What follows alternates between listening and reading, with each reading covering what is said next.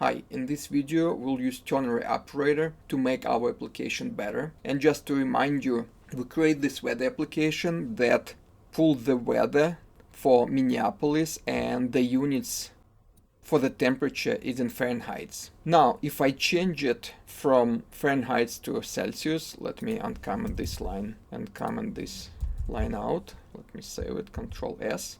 And as you can see, the temperature change, but this Fahrenheit sign is still the same. So if you look at our template, it's hard-coded right here. So let's change it. But before we do it, let's look at the definition of the ternary operator. If I Google ternary operator and I click on the very first link for developer.mozilla.org website, I can see the definition for the ternary operator. And the way it works, in the first part we have a condition, and depending on the condition, if it's true or false, there will be one expression executing or another expression executing, and those expressions will be separated by this column. Let's put it right here. So instead of F, so I'm going to remove that, we're going to use the string interpolation syntax, so double curly braces. And inside, I'm going to check what units we have. So units, if they equal imperial,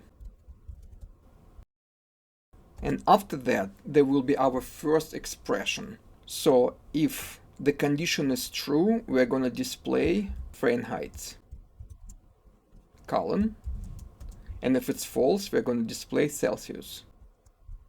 All right, let me save it. Control S, and let's look at our application.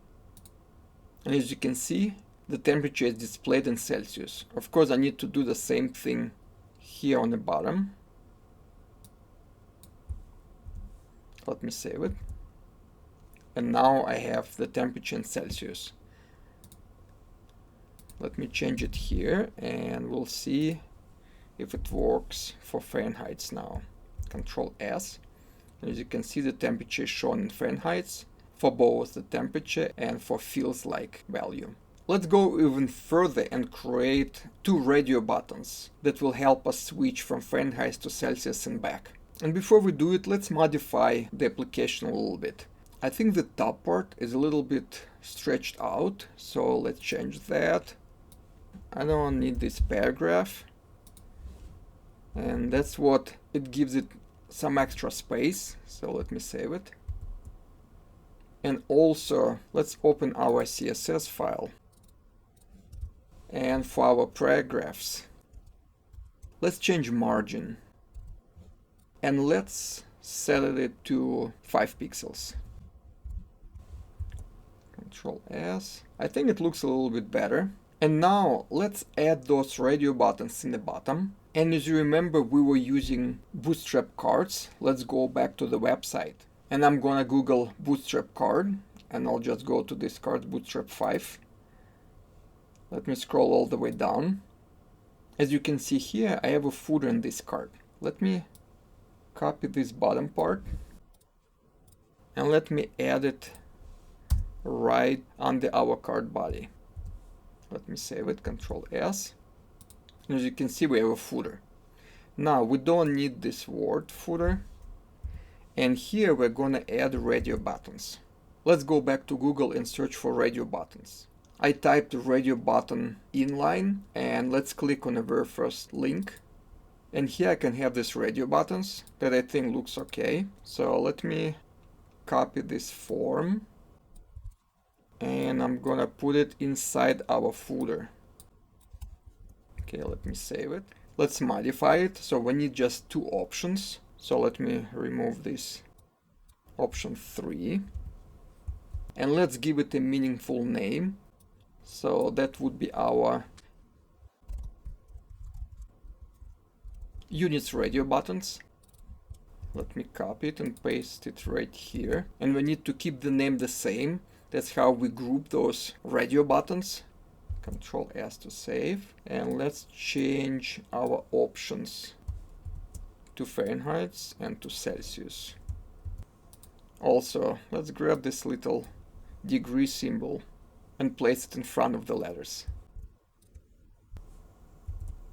And now let's spread them out a little bit. So the way I'm gonna do it, I'm gonna add a class here.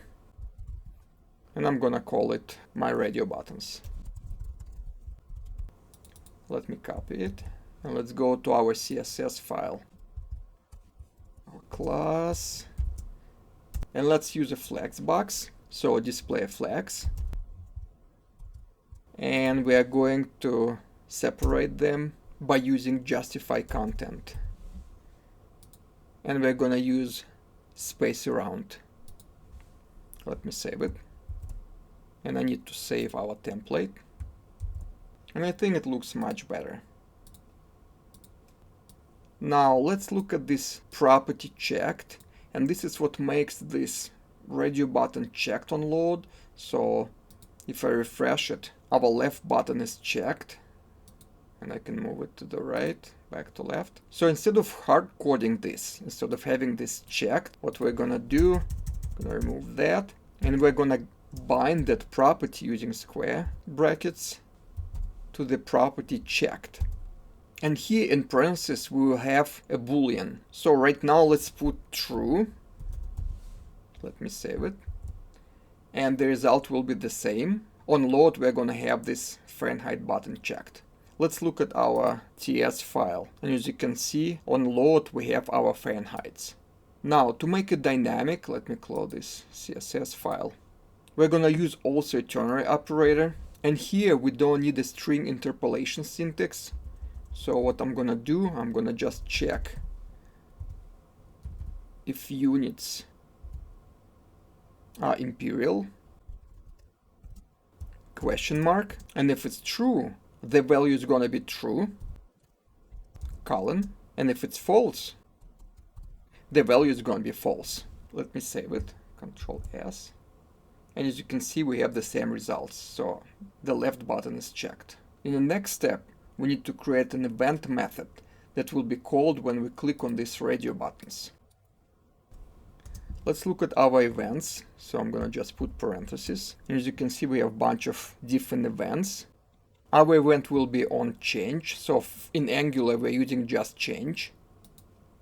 Let's call it on radio button change. Let me copy it. Control C, and I'm gonna save it.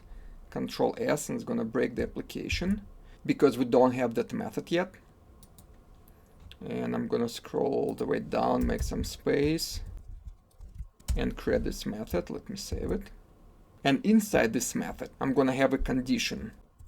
If our units variable is set to metric, it's gonna change to imperial, and the other way around. Let's check the condition. And of course I need to use this word. We're gonna change the units to metric. Otherwise, it's going to be imperial. So I'm gonna just copy paste it.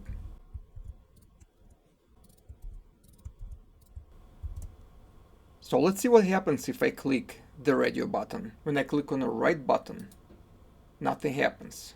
But when I click back, it changes to Celsius. So something is not working right, and the reason why it's not working is because we have just one button is wired up to our method. Let's copy this and paste it in the other radio button too. Let me save it. And let's see what happens. As you can see, every time I switch the units are also changing here next to the temperature. And even though the units are changing, we don't see the change in the temperature. Let's fix that. Let's go to our TS file. And here, every time we call this method, we will get our temperature in different units. So right now, we get our temperature inside this ngOnInit method. And what we can do, we can just pull all this code and put it in a different function, Control X, and I'm gonna create a different method.